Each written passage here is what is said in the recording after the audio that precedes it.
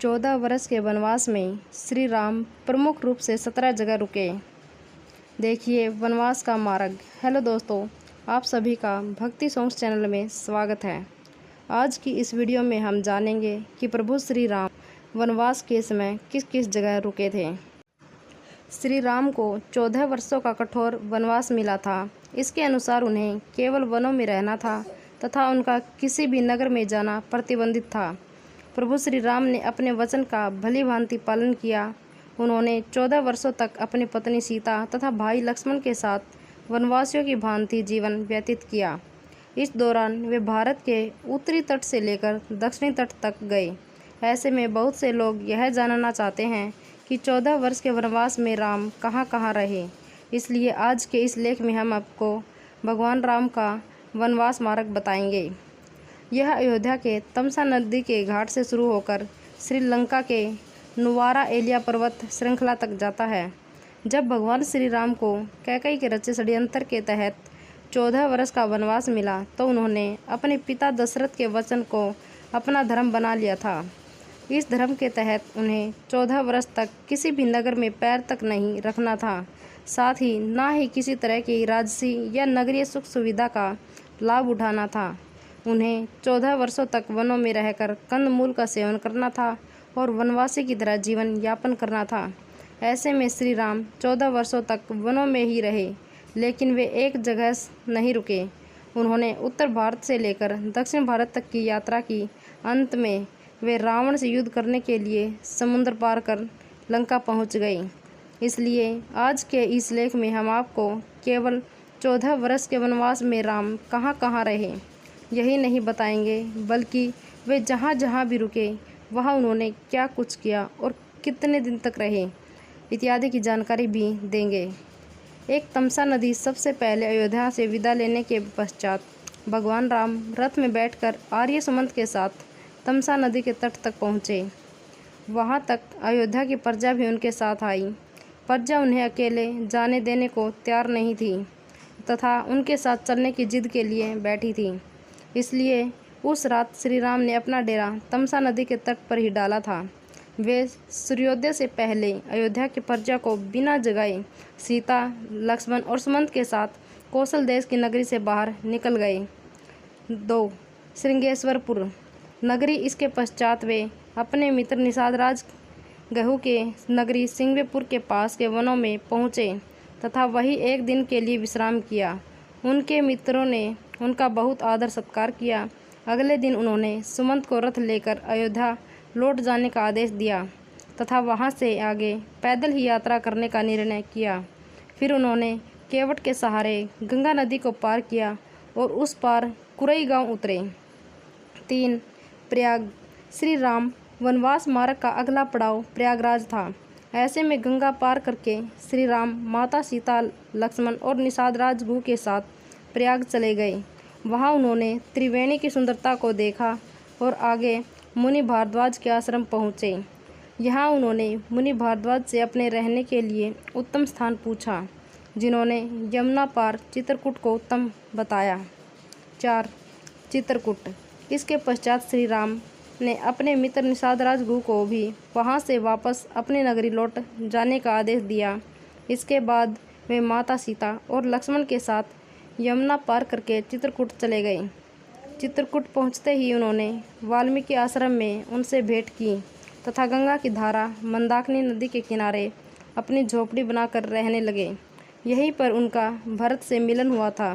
जब भरत अयोध्या के राज परिवार सभी गुरु मंत्रियों के साथ श्री राम को वापस लेने पहुँचे थे, परंतु श्री राम ने वापस लौटने से मना कर दिया था। इसके कुछ समय पश्चात श्री राम चित्रकूट भी छोड़कर चले गए थे। उन्हें डर था कि अब अयोध्या की प्रजा यहाँ निरंतर आती रहेगी, जिससे ऋषि मुनियों के ध्यान में बाधा पहुँचेगी। अब सभी के मन में यही प्रश्न उठ रहा होगा कि चित्रकूट में राम कितने दिन रहे। बहुत लोग आपको इसका उत्तर 10 से 12 वर्ष देंगे, जो कि गलत है।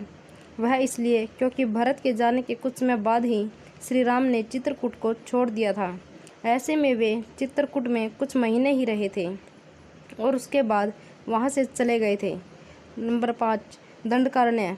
राम वनवास मार्ग में दंडकारण्य ही वह जगह है जहाँ श्री राम ने अपना सर्वाधिक समय व्यतीत किया था। हालांकि उन्होंने एक जगह स्थायी आवास न बनाकर अलग अलग जगहों पर रहना उचित समझा। दंडकारण्य के वनों में पहुंचकर सर्वप्रथम उन्होंने ऋषि अत्रि तथा माता अनुसुईया से उनके आश्रम में जाकर भेंट की। माता अनुसुईया से माता सीता को कई बहुमूल्य रत्न, आभूषण तथा वस्त्र प्राप्त हुए। ऋषि अत्रि से ज्ञान पाकर वे आगे बढ़ गए। इसके पश्चात उनका वीरा राक्षस से सामना हुआ, जिसका उन्होंने वध किया। तब वे सर्व ऋषि से मिले, जिनकी मृत्यु समीप ही थी। श्री राम से भेंट के पश्चात ऋषि सर्व ने अपने प्राण त्याग दिए तथा प्रभु धाम में चले गए। इसके पश्चात भगवान राम दंडकारण्य के वनों में घूम घूम कर राक्षसों का अंत करने लगे। प्रभु श्री राम ने अपने वनवास काल का ज़्यादातर समय दंडकारण्य के वनों में ही बिताया था। जब दंडकारण्य के वनों में प्रभु श्री राम ने अपने वनवास काल के 10 से 12 वर्ष बिता दिए, तब उनकी भेंट महान ऋषि अगस्त्य मुनि से हुई। अगस्त्य मुनि ने श्री राम को उनका अगला पड़ाव दक्षिण में गोदावरी नदी के किनारे पंचवटी में बनाने को कहा। अगस्त्य मुनि से आज्ञा पाकर श्री राम पंचवटी के लिए निकल गए। 6 पंचवटी। अब श्री राम गोदावरी नदी के किनारे पंचवटी में अपनी कुटिया बनाकर रहने लगे, जहाँ उनकी भेंट जटायु से हुई। जटायु उनकी कुटिया की रक्षा में प्रहरी के तौर पर तैनात रहते थे। इसी स्थल पर शूर्पणखा ने श्री राम को देखा था तथा माता सीता पर आक्रमण करने का प्रयास किया था। तब लक्ष्मण ने उसकी नाक काट दी थी। तब उनका रावण के भाई खर व दूसरे से युद्ध हुआ। वह श्री राम ने उनका राक्षसी सेना समेत वध कर डाला। उसके कुछ समय पश्चात रावण ने अपने मामा मारीच की सहायता से माता सीता का अपहरण कर लिया। रावण ने उनकी सुरक्षा में तैनात जटायु का भी वध कर डाला। भगवान श्री राम तथा लक्ष्मण माता सीता को ढूंढते हुए वहां से निकल गए। बहुत लोग यह भी जानना चाहते हैं कि पंचवटी में राम कितने दिन रहे। ऐसे में इस प्रश्न का उत्तर 1 से 2 वर्ष है, क्योंकि आखिरी का 1 वर्ष तो उन्होंने रावण से लड़ने में ही लग गया था। 7 मतंग ऋषि का आश्रम। माता सीता की खोज करते हुए सर्व तीर्थ में श्री राम जटायु से मिले, जो मरणासन स्थिति में थे।